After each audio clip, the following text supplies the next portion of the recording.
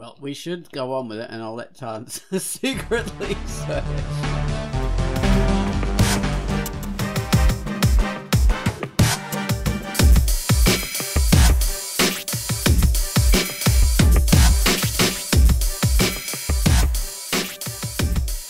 Hello, and welcome to the Quackcast. This is the Drunkduck Quackcast, and I'm Ozone Ocean, and with me is Tans and Baines. Hello. Hello. Hello. No, we're on Quackcast number 628, and this week we're covering the topic of cover images, cover pages, covering up bed covers. So, yeah, that's our subject. If you ever sort of have an interest in covers, well, that's what we're going to talk about now. I love doing covers. Covers are my favorite thing. But before we get into that, we have to bring up the featured comic. Quackcast gave us a feature comic called Danse Macabre Danse Amour. Hello, this is Quackcast, and the feature I've selected for this week is Danse Macabre Danse Amour by J. Courage Comics, and it is rated T for teen. There is an abandoned palace, Le Theatre Charon, in the heart of La Panville, a town no stranger to rabbits.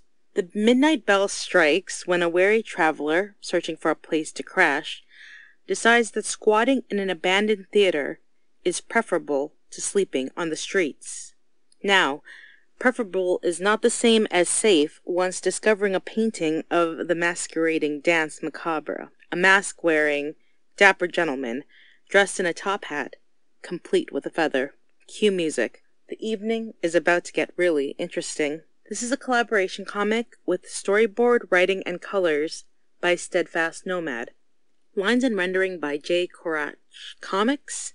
Full-length pages digitally colored with an emphasis on a monochromatic green, neon yellow, and dusty rose color palette.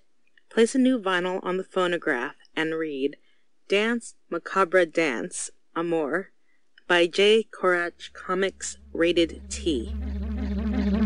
And that was Quackcast telling us all about Danse Macabre Danse Amour. So I hope you enjoyed that. Okay, so next up we have Gummels with the featured music. Feature this week was a little comic called Kingdom of Cats, and I'm going to tell you about Kingdom of Cats. Oh. On the road, moving away, moving towards, making a start. Yeah, this is a cool little driving theme, I think. That's what it seems like to me anyway. It sounds like something that fits in with the early morning, getting ready and just going. It's a cool little theme, I like it. So thanks very much, Gum Wallace. Take it away with Kingdom of Cats.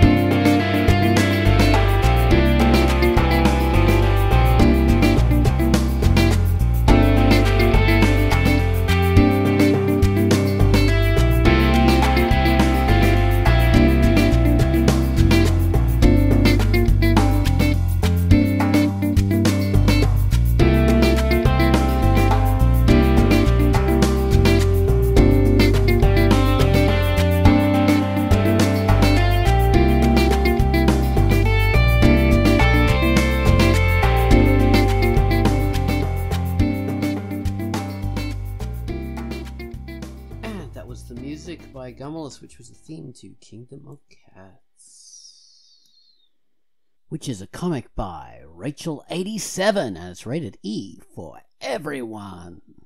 Okay, The so Kingdom of Cats. well, we're going to talk about covers, cover images, "Cover Me," which is the great song by Bruce Springsteen back in the 80s. Cover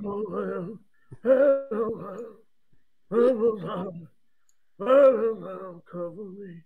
I know the word. It's a good song. It's one of the best ones of the Born in the USA album. Yeah. Oh yeah. Yeah, that came out when that came out. So yeah, it was all together. Born in the USA. Dancer in the Dark, all the dancing in the dark. Dancing in the Dark. Yeah. Dancer in the Dark was a film by Lars von Trier and Bjork. Different thing. Oh, that's different.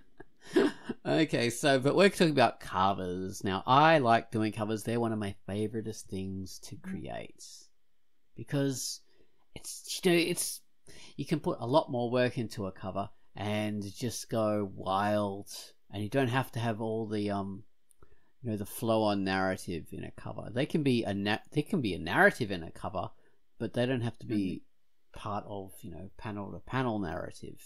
So you don't have to have dialogue or anything like that on there. It's just an image that conveys some sort of either distilled version of your story, or sometimes it can be like a whole bunch of different story elements all packed into one thing. And I love those covers. They're complicated. Like you have on this top part of the cover, it's this little vignette of something that happens in the story, and then over there it's another vignette of something that happens in the story. And I love those on movie posters when they used to do that back in the old days. Fantastic. Oh yeah. But also, it's great to do the pin-up cover. The great big image of your main character or some character looking sexy, looking cool. Yeah. Oh, that's great. Yeah, I used to love that too. Yeah. I think my covers are a lot. When I did them for my webcomic, that was a lot of that. Just to pin up. But I love doing that. I like having the title and the issue number and everything. And then I stopped. Yeah. Doing it. I'd like to start again if I. Yeah. Get it Now, together. I also like the covers that are very cryptic, in the sense that they have a symbol on there, or they are very symbolic looking, and you don't really know what it means, but you know that you will know what it means once you have seen the movie. Or you have read the book or whatever. Yeah. I really like those. Those are my favorite, but they are so hard to do. And not very popular because people nowadays don't like nuance. When you mean symbol, it would just be like a logo, and that's all. Well, it could be a logo, but it could be also for example, it could be an item. Assuming I hate the particular series, I really don't like it, but the covers are amazing. Like for Twilight, you have this very iconic cover of two hands holding this apple. Yeah. And you never have any scene of two hands holding an apple by any, no character holds an apple out or anything. But it is so iconic and so symbolic of what is happening in the book, which is you have the very pale hands of the vampire and the very vibrant fruit of the apple, like the forbidden fruit. And it's really good. It's an excellent, it's such a good cover. It makes me angry that it is a cover for that book. So you're into that the symbology of images. Okay, because that's a very different kind of thing. We don't have much of that in comics. It's fairly rare in comics to use that because it's hard to get people in to look at the comics. Yeah. So yeah, exactly. Tricky. Unless the symbol is very widely recognized, and even then, I'm thinking the cover for Mouse, which has this big swastika with a cat. And that is very intriguing, but we already know what the swastika means. So yeah, but you don't know why it's using the mouse and the cat imagery and all that kind of stuff. So that makes it intriguing. But yeah, there because covers can be used as a way of just having fun, or showcasing, or crystallizing your stuff, or it can be a way of using a symbol to project certain meanings or disguise it, which can be just as interesting too. I remember that was big in the 80s, I think, the early 80s, or maybe the 70s. It maybe started, maybe as far back as the 60s. They started doing covers just with like a skull, like a photo of a skull, and like that was a popular thing for like a murder mystery or something like that. You have a skull with a snake coming out of it, or something like that would be mysterious and would intrigue people. And then of course you had the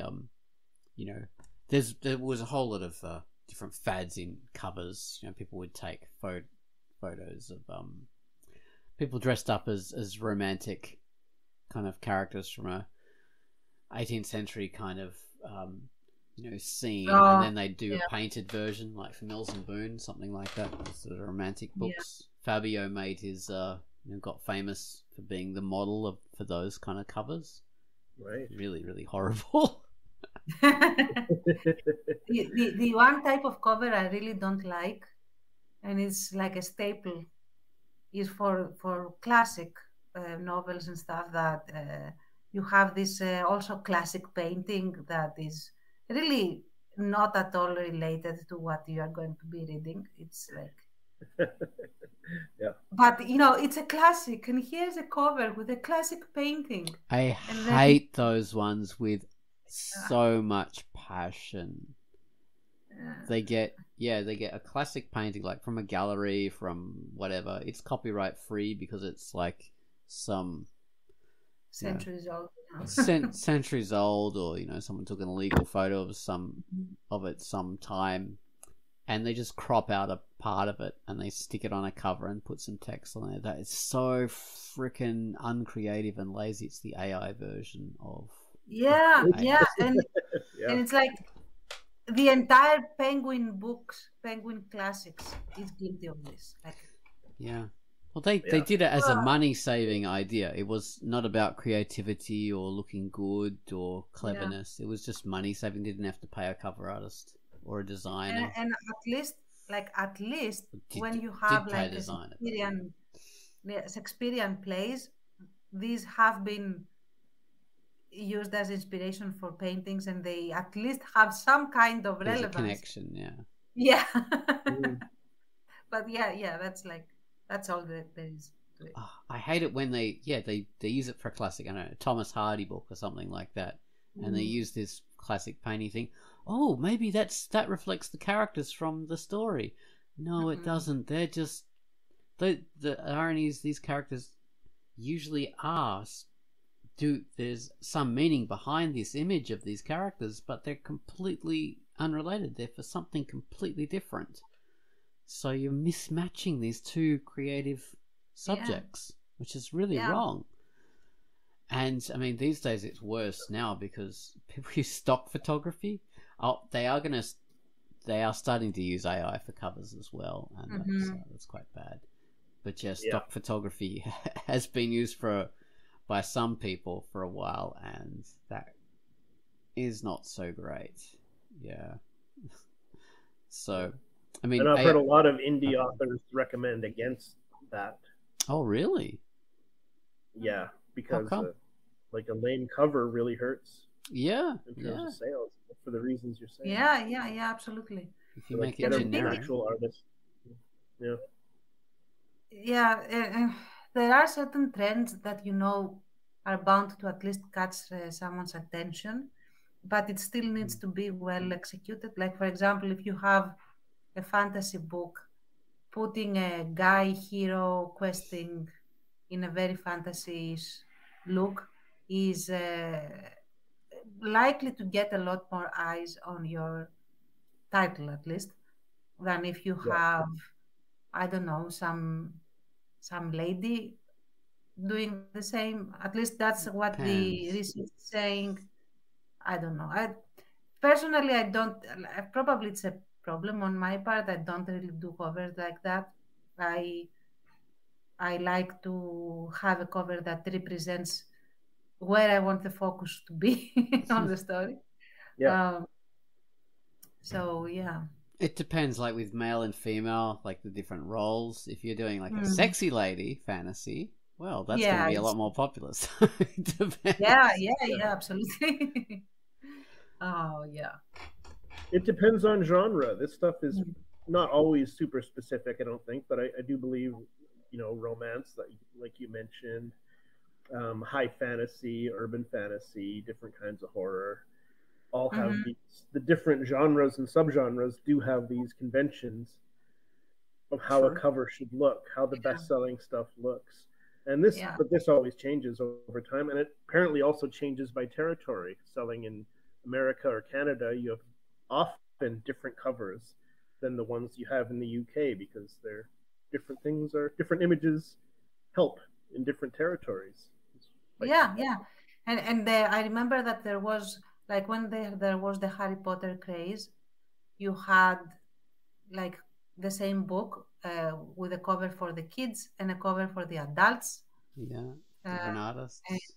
yeah, different artists and like the different style. Like for the adults, it was more serious, more like adult looking, Yeah. and with the kid, it was a crappy picture book style picture. Yeah. Yeah, I Yeah, and you remember. see a lot of classic books. Sorry, Alice, go ahead. No, you. Like classics or modern classics that I love, like Stephen King's It comes to mind, that used to have the cover with the sewer grate and the paper boat. Yeah, Such an awesome cover. And then when they updated it and re-released the books, when the various movies started coming out, they just don't compare. It's just like, oh my oh, God, I hate that. I hate like the movie comes out, it's popular, and now the cover is the movie. Period. That's yeah. it. Like stop. Why? Why are you doing this? It's like someone must know that this is an amazing cover that you already had. These are Yeah, intelligent it's a people. classic. It's very strange. Yeah.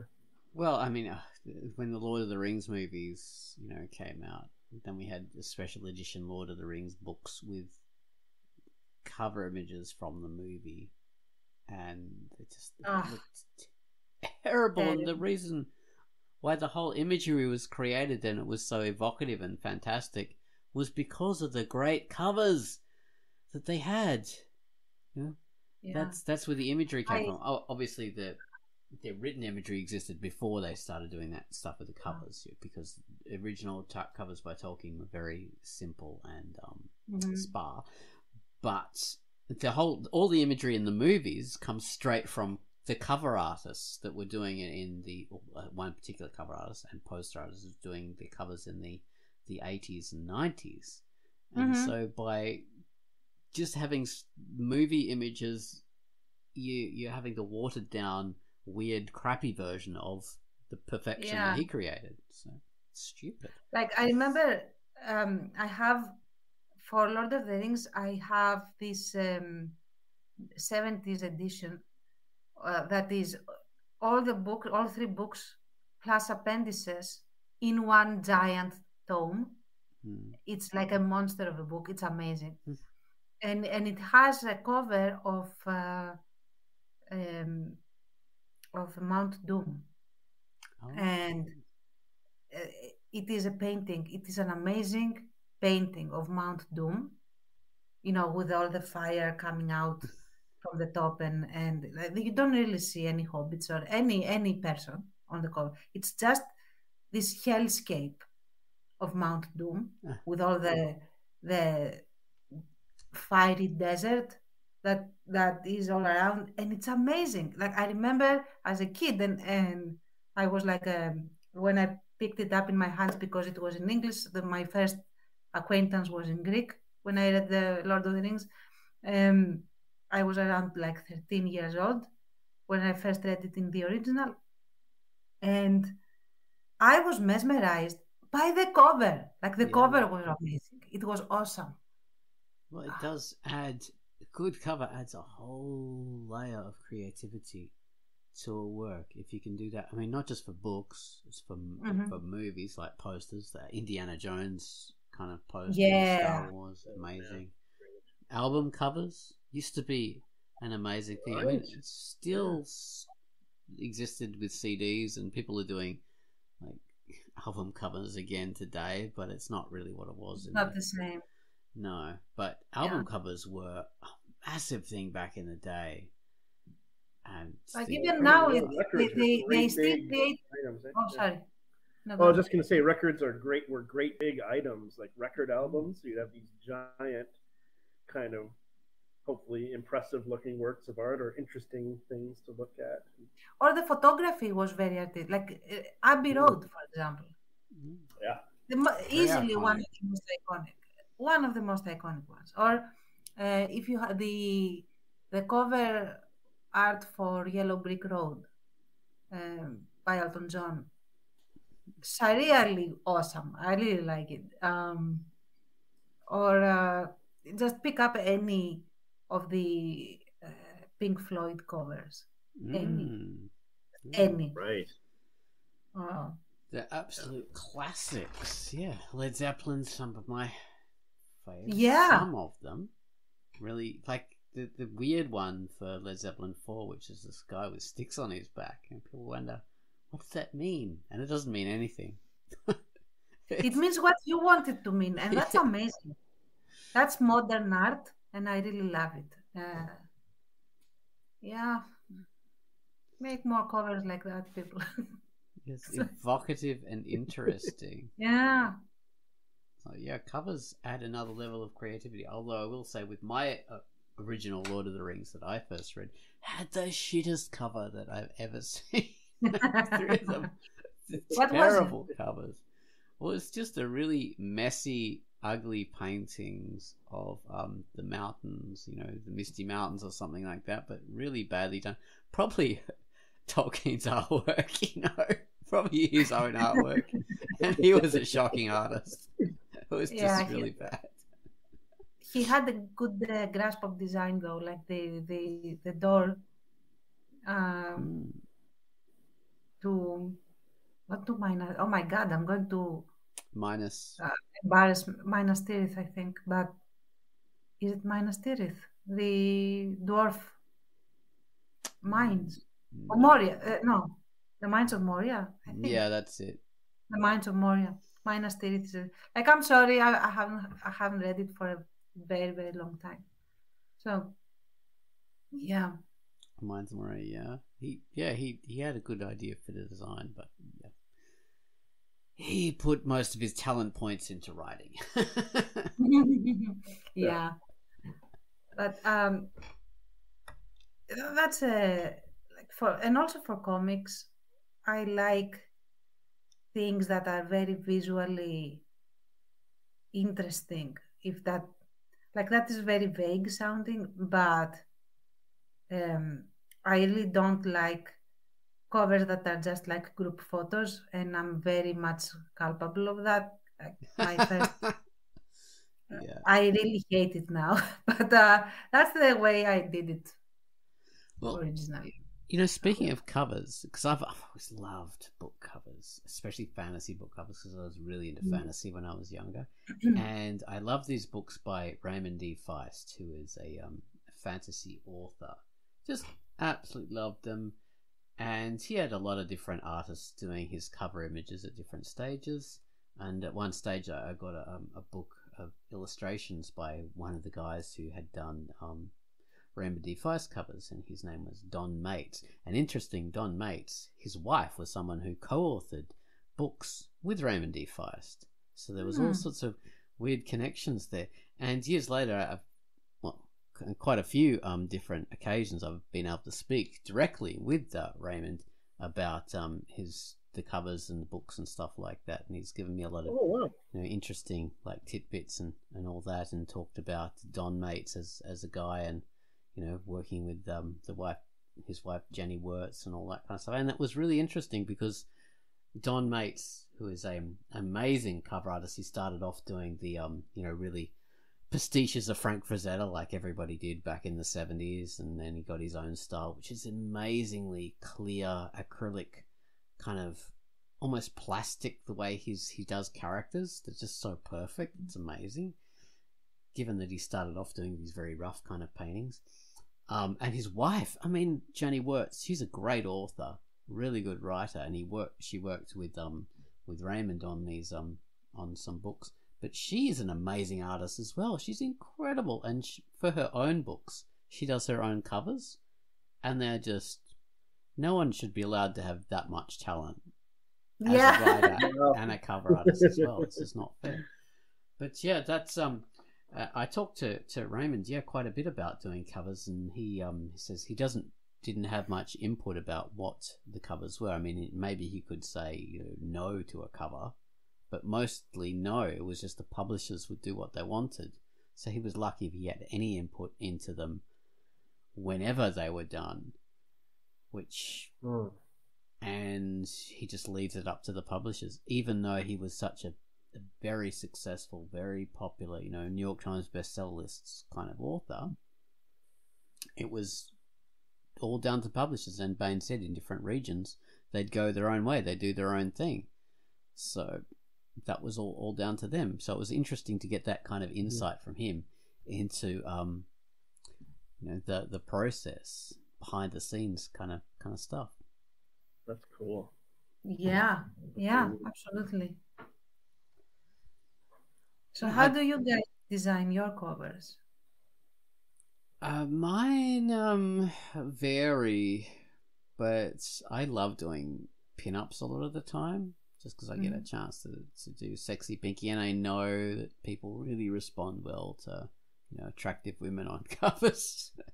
So I often try and make it a scene from the story in some way, rather than just a pin-up.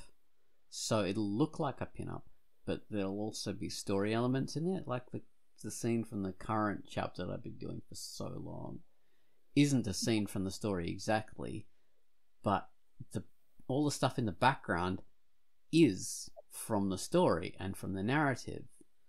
So yeah, with Pinky standing in front of it, she doesn't literally do that in the story, but all the stuff on the cover happens in the story. Mm-hmm. So that's really the essence of what I like in a cover. What about you guys? Yeah. Well, I was excited about doing them when I first started my comic, and then just a couple of years in, I think I stopped because there's just not enough time in the day, and I'm like, it's hard enough to upload pages in a somewhat timely manner, so.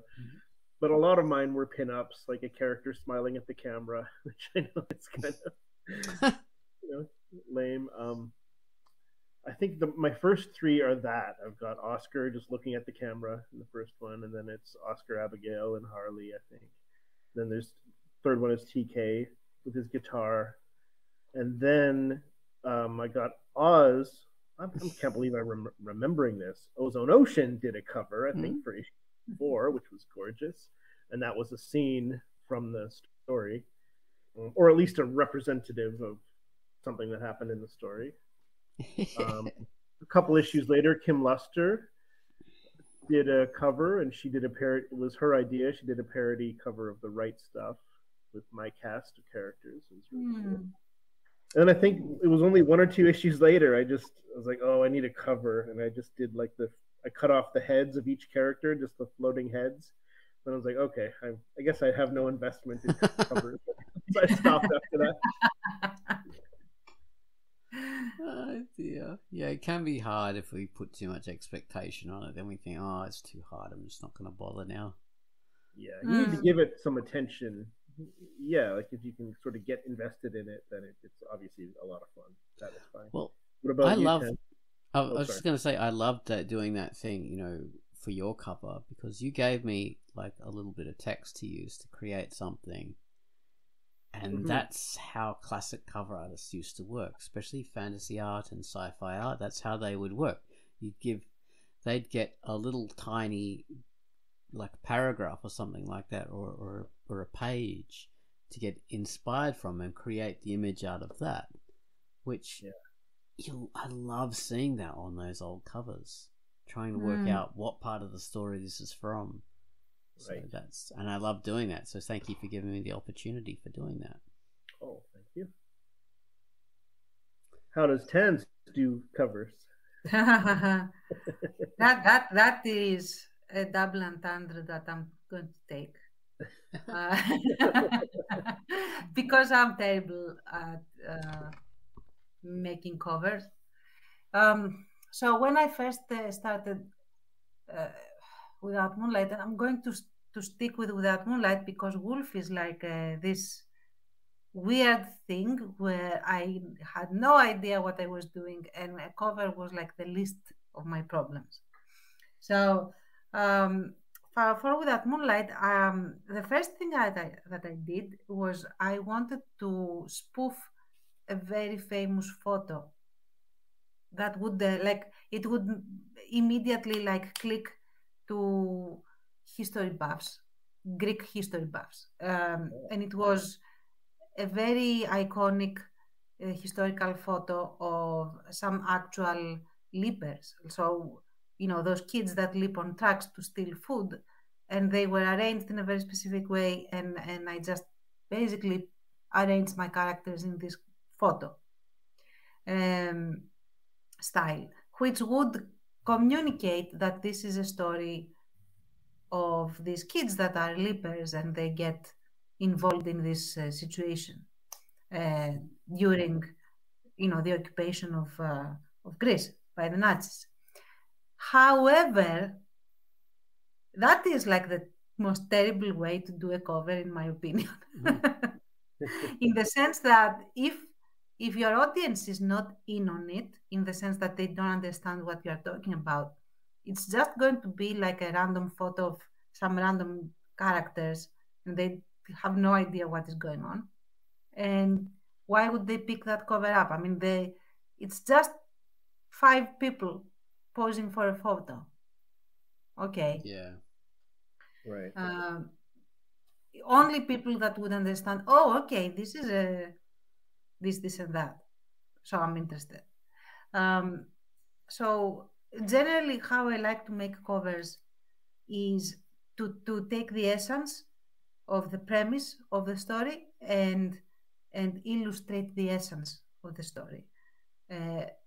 So now that I had a little bit more confidence in making a cover, I have this close-up of Fotis trying to escape the Nazis looking for him, and we don't really see any Nazis on the cover, but we do see the searchlights, and he's running away, and he's very worried, looking. And in the background, we see the Acropolis, so we know it is in Athens, and we see this terrible Nazi flag, so you know it is that particular time. So that's the premise of Without Moonlight. It is a story about this kid during the occupation. Yeah. That's basically it. And of course, he has his face scars, so you know that things have happened. It's not just this random kid running, which would be enough, but the face implies that there is some interesting background to this character, hopefully. Right. Yes. And that's the way I also did the cover for The Art of Veiling. I didn't actually draw it. I had it commissioned, but I did ask for what should go on the cover. So it is, again, the main character, very closed up. The entire cover is the face, but she is looking at something, and she's basically looking at you. And in her eyes, there is reflected this monstrous thing of shadows and tendrils of shadows, reaching out. So this is reflected in her eyes. So that's what she is looking at. And you are standing where this thing is supposed to be, in a sense. So, right. So that it's that. I don't know if that's exciting. I still like that cover very much. So, yep. So So do you get the same kind of feeling of, just being able to have as much fun as you want when you're making a cover? Yes. The thing is that I'm never confident myself that I can put what I have in my brain, the image that I have in my brain, I can put it down on the page. So my stress comes from I cannot pull this off. Beyond that, yes, it's fun to make a cover and just compose this image that is not going to be in the comic or in the story itself, but it is so representative that it is everywhere. It is nowhere, but it is also everywhere. Yeah, it's a generalized kind of thing. Mm-hmm. Yeah, it's sort of the same with me when I often do covers. It's, like one of the weird things, like in my art, is that I mentioned this latest cover, and I mentioned the idea of these scenes that happen in the story. So it's got the Tromper scout vehicle, whatever it is, the test vehicle that's on the cover. And if you look through the pages of my comic, whenever those machines appear, they're always like roughly the same. If you look at the way the legs are structured, or the way the gun housings or anything like that, it's all very consistent. But if you were to look at the one on the cover, it's slightly different, and that's what I don't usually have that in my art. If something's in my art, it will always be consistent. I always match it up. But I was creating the image of that particular version of it when I did the cover. So that's the first version, and I thought that looked so cool, so I kept it that way. And that's like the prototype drawing. So that's why it's different from the one in the actual comic, which is interesting to me. Yeah. So it's weird. And thinking about that, it's I don't know if you know, there was this series that came onto Amazon a while ago, Amazon Prime. It was the Wheel of Time by Robert Jordan. Oh yeah, Robert Jordan wrote the books. Yeah. So yeah, those were quite popular. But the interesting thing was when they first published the books, they got a cover artist to do the books based on some kind of early writing of a scene in the story, but the cover artist misunderstood what the scene was about, and so the covers are actually wrong. The characters and the things depicted on there aren't in any of the stories, and that was always a weird thing for all the initial readers when they were reading that, thinking, oh, this is not what is written about in the scene. This is weird. And that was because the cover artist misunderstood what was written, and there was no oversight. They don't go back to the author and say, is this all right? Mm-hmm. They just stick it on the cover, which is interesting. That reminds me, and that's a fun little thing. Remember, I don't know if you remember, but originally when I started making Without Moonlight, conceiving of it, the idea was to just create a story that would be a tribute to one of the most popular pulp fiction series that we had in Greece, about these kids that are basically James Bond meets Indiana Jones meets magic friends that stick to the Nazis and blah blah. So this series of pulp fiction stories, it was basically like paperback novels, little story lines. They went on for like 20 years or so, and then kept being reissued and reissued. So you have at least 3 generations of Greeks that were raised on these stories.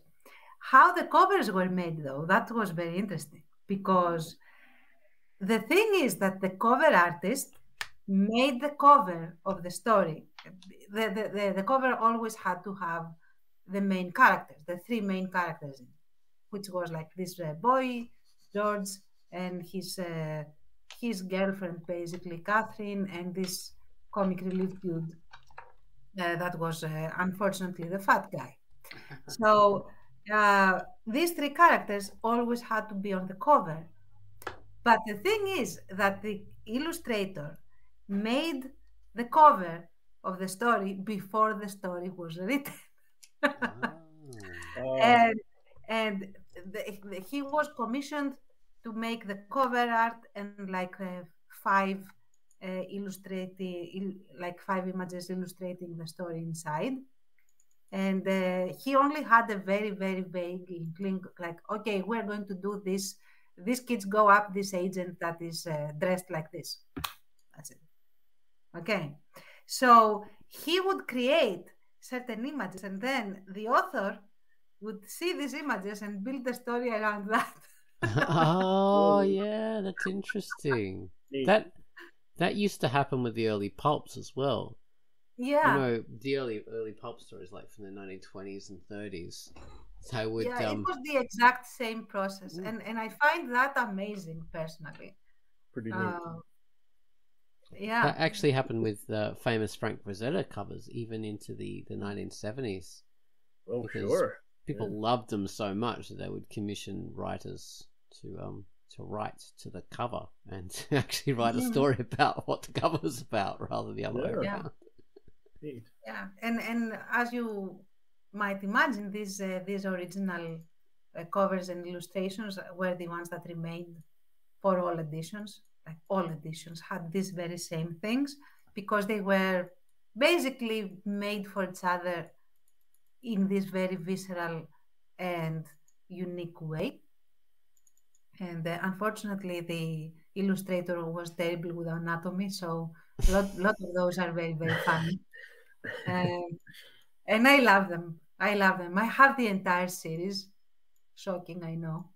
And the covers are hilariously, fondly amazing. Nice. But they are funny. They are so funny. Yeah. It adds to the fun. Well, I was saying this before, that the visual aspect, when these things are both done with, intelligent creatives, it adds to the whole experience as a reader, because you see this cover image, you see you read it, and these things both like mix up in your head and create something special. There was there's this idea of like, oh, you don't make the characters too like representational, because then people won't be able to make up their own version, or they won't be able to like self-insert, which just that shits me so much. Like, as a reader, you don't need to have someone go, oh no, you have to be able to put your own face on this thing. You don't need that. No. You love having a bit of guidance, especially when it's a really complicated kind of idea. Yeah. I love the fact the comic relief character of your Leapers is That's so funny. He's so off model. Like, he is, and I personally was reading this because I was like really into, like, you think I was into Star Wars? You have seen nothing.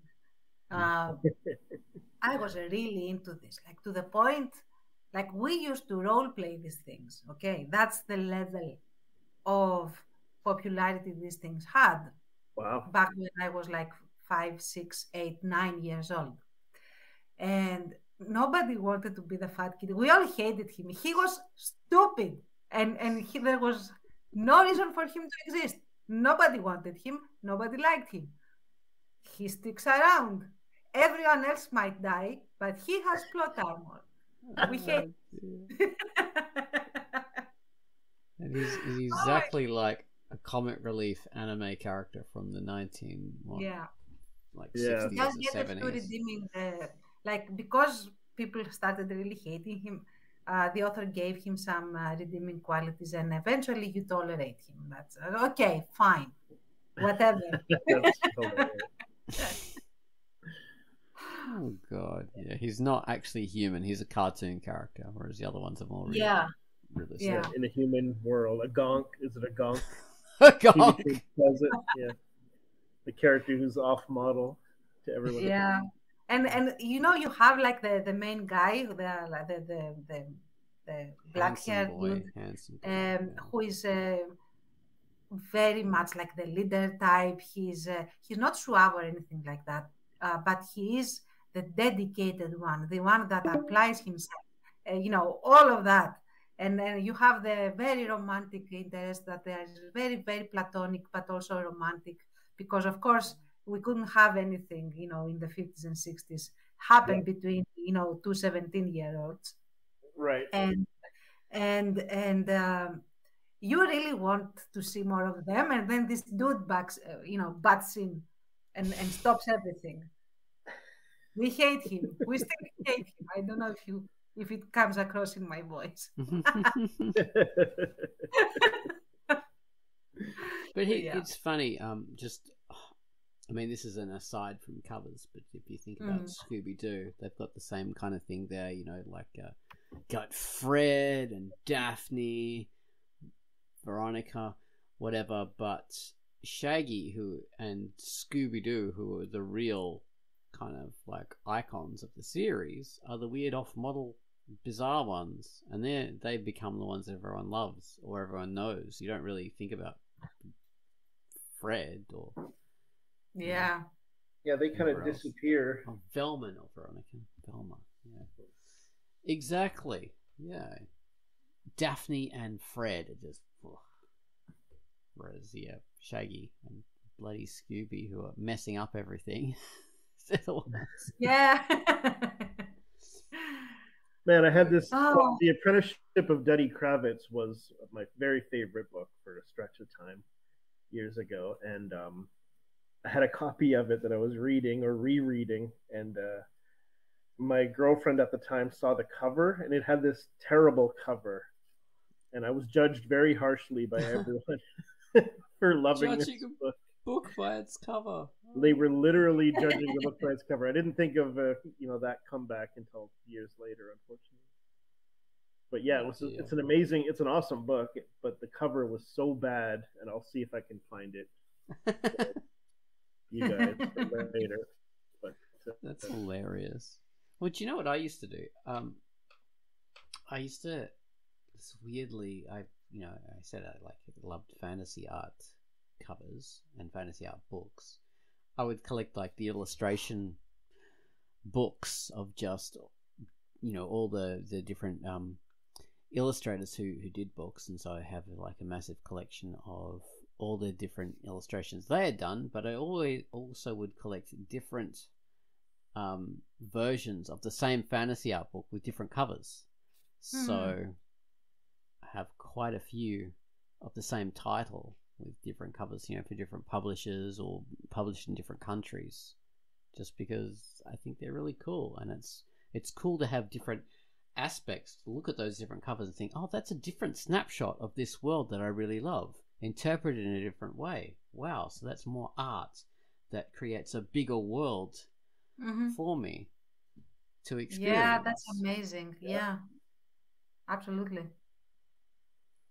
So, and it's it's an absolute joy to see that. It's definitely one of the biggest things that got me into doing art and interested in drawing and painting was the great covers they had in the 1980s, which was really where cover art really reached its apex of skill and also just saturation. Everybody was using like really interesting illustrated covers in the 80s, and that started to die off into the 90s and 2000s when we moved to more graphic design, kind of commercial, I don't know what you call it, like what you were talking about, Tance. They take a painting, crop it out, use a stock image, just cheaping out rather than or they just put like a collage of the main characters in a pyramid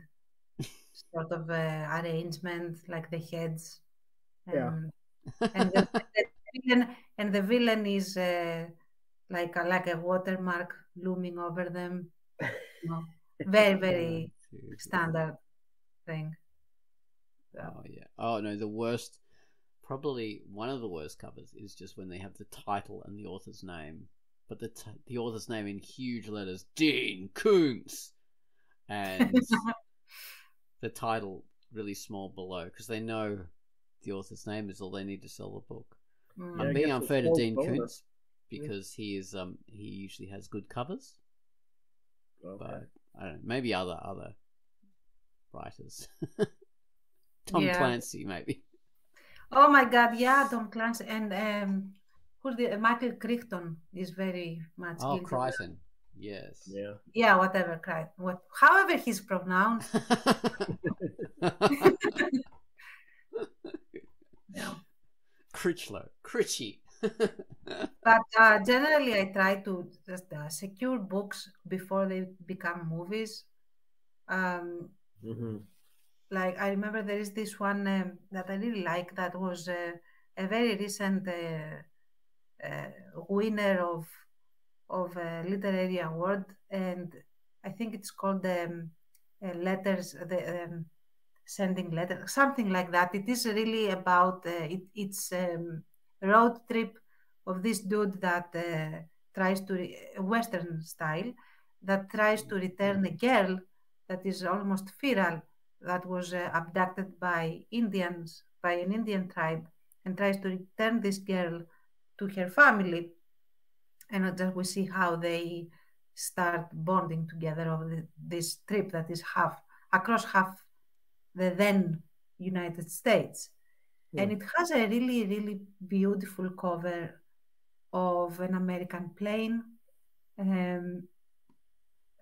It's like a very beautiful custom-made painting. But now it's a movie. And now we don't have this cover. Now we have the movie cover. It's like, oh, God, dude, come on.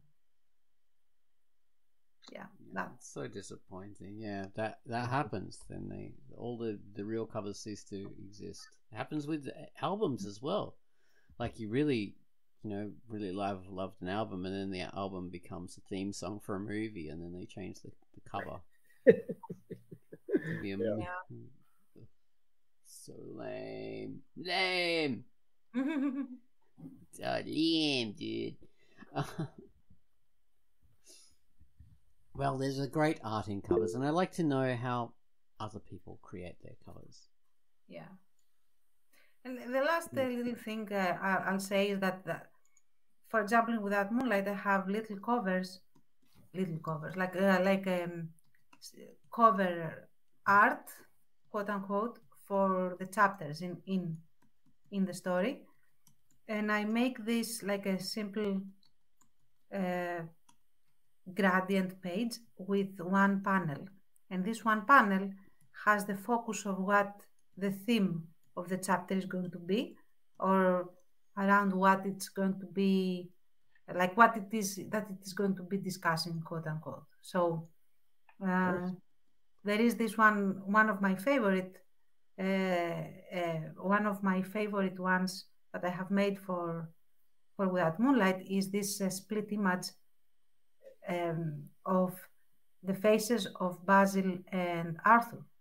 Yeah, I remember that. And they are like split by this like bloody dagger, and I really love that. Like that's one of my favorite inside covers. Yeah, that is a clever one. I love that. Nice. Well, all right. we better wrap it up because this is Google's going to kick us off. Thank you very much for listening to Quackcast number 628. The cover cast. Yay! Yeah. Covercast. What's your favorite cover, baby? Or cover girl, cover duck. Cover duck. Oh yeah. Cover duck. Take cover. They're shooting at us. Okay. Bye-bye. Goodbye, people. Bye.